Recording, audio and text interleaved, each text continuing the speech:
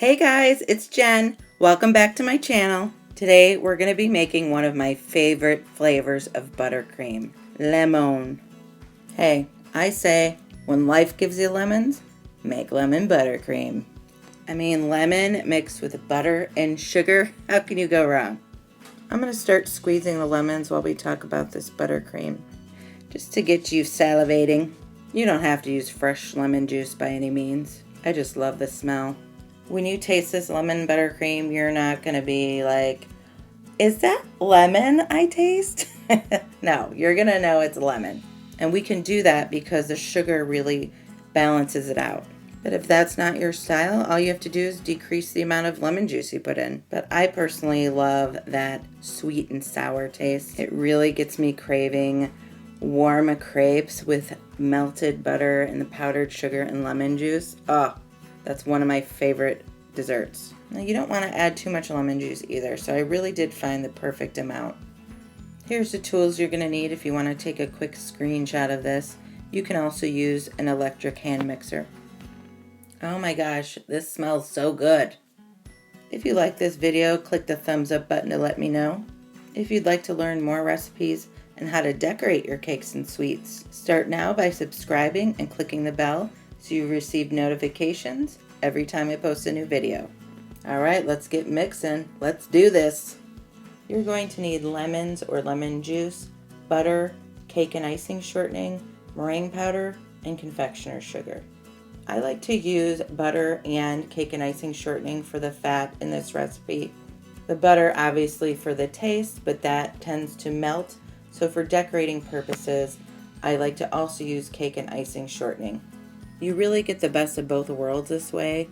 Tastes amazing, looks amazing. I put the recipe below in the video description if you want to follow along at home. So first we're going to cream the shortening and room temperature butter. If you forgot to leave your butter out to warm to room temperature or don't have time, you can pop it in the microwave on defrost. 30 seconds on each side should do the trick.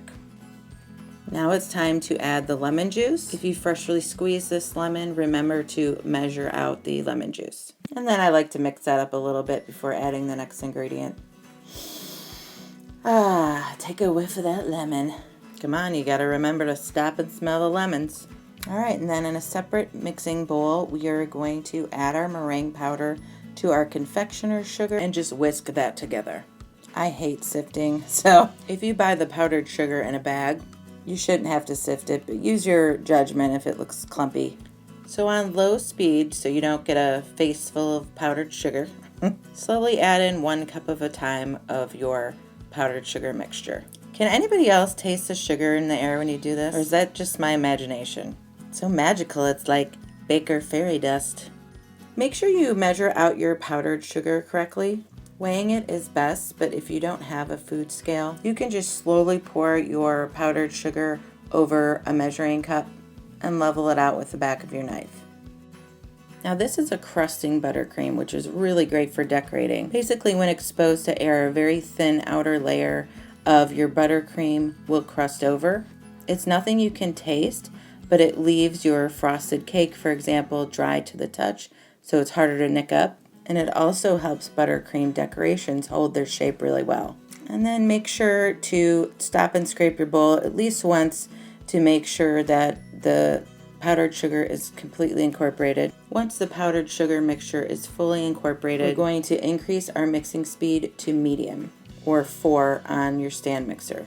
Make sure you do not mix your buttercream higher than that, or that will create air bubbles and make it impossible to smooth out. So just mix this until it's fluffy and lighter in color.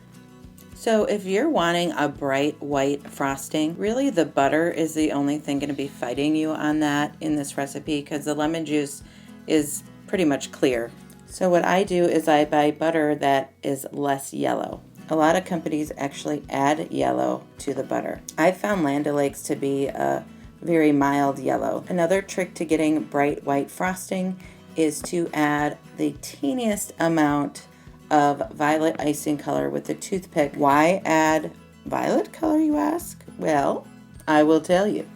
Violet is on the opposite end of the color wheel as yellow, so the violet cancels out the yellow, making it a brighter white.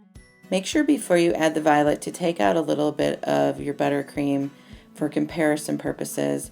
Add the teeniest amount of violet as soon as you see it get any brighter white. Stop there, otherwise you're going to end up with violet colored frosting. This buttercream should smooth out really well on a cake, for example. But if you're having trouble for any reason or you're a beginner, you can add a little bit of milk or water and that will help you smooth it out better. Just make sure you don't add too much. You don't want your frosting sliding off your cake. And also if you add too much, it will no longer be a crusting buttercream anymore. Okay, let's taste this. My favorite part. Oh my gosh, this is so good. It's so lemony and sweet and sour. There's not many buttercreams you could eat on its own, but I swear this one you could. It's so good. Comment down below what you'd like me to bake next. Thank you guys so much for watching, and I can't wait to see you next time.